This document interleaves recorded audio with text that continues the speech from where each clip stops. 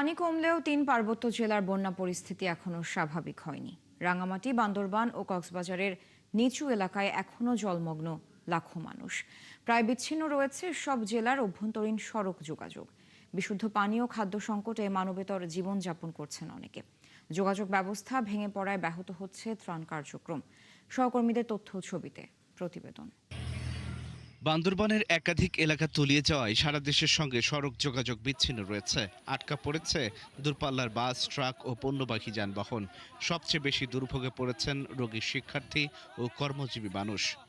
ভোগান্তি ভুলে চলে আসুন রিগালে। ওয়ারেন্টি সহ স্টাইলিশ কালেকশন নিয়ে রেডি রিগাল ফার্নিচার। আমার বাসা পানির নিচে বন্দি। আমি বাসার থেকে কোনো একটা মাল বাই করতে পারি নাই। ছাত্রী এগুলো তোমার এগুলো আর বেশি স্কুলের মাদ্রাসা বিভিন্ন যাতায়াত মানুষ ইয়ানি চালাবে জ্বর বৃষ্টি হলে দেখুন আতঙ্ক। সম্ভাব্য পাহাড় ধসের ঝুঁকি বিবেচনায় জেলা প্রশাসন জেলার ৭ উপজেলায় ২২০টি আশ্রয় কেন্দ্র খুলেছে। ইতিমধ্যে প্রায় ৪,০০০ মানুষ সেখানে আশ্রয় নিয়েছেন। সেনাবাহিনী, বিজিবি, পুলিশ, ফায়ার সার্ভিস ও প্রশাসনের সমন্বয়ে উদ্ধার ও ত্রাণ কার্যক্রম চলমান রয়েছে বলে জানিয়েছেন জেলা প্রশাসক।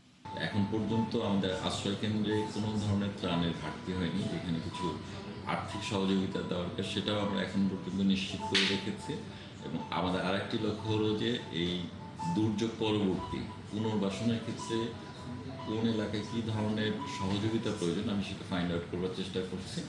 এবং যথাযথ সরকারি সহায়তা বা স্থানীয় পর্যায়ে যদি সহায়তা আমরা সংগ্রহ করতে পারি তাহলে সেটাও ইনশাল্লাহ আমরা ওভারকাম করে ফেলব। রাঙামাটির বিস্তীর্ণ এলাকার নিচু এলাকা এখনও বন্যা কবলিত। বহু মানুষ পানিবন্দী অবস্থায় আছে। দুর্গত এলাকায় দেখা দিয়েছে পানি ও খাবার সংকট। কক্সবাজারে বন্যায় ক্ষতিগ্রস্ত মানুষের সংখ্যা এখন ১,৫০,৬৬২ জন। এর মধ্যে ৬৪৮টি আশ্রয়কেন্দ্রে আশ্রয় নিয়েছে ১৪,০৬১ জন। আশ্রয়কেন্দ্রে অবস্থান নেওয়া দুর্গতদের শুকনো খাবার সহ জরুরি সহায়তা দেওয়া হচ্ছে। শুধু গত বাড়ির বাড়ি দুঃখিন বাড়ির বাদ খানি বাড়ি ঠিকভাবে আর দুঃখ লান অথবা আজ বন্য ধরে বানি আর এখন কি করতে পারি। প্রচুর কষ্ট পাই জিনিসপাতি লইরে পানির অবস্থা দিদি না এখন সাপ বাড়ে। এখন এই অবস্থা থানা ফিনা লইরে বেশি কষ্টতে আছি, পয়েন্ট লইরে বেশি কষ্টতে আছি। কলেজের চারপাশে পানি উঠছে, বিভিন্ন এলাকা ডুবে যাচ্ছে। এর মূলত কারণ হচ্ছে নদীগুলো খনন করে নাই। বান্দরবনের নাইখংছড়ি উপজেলার বাইশারি ইউনিয়নের খোটাখালী ছড়ায় প্রবল স্রোতের কারণে সড়ক যোগাযোগ অচল হয়ে গেছে।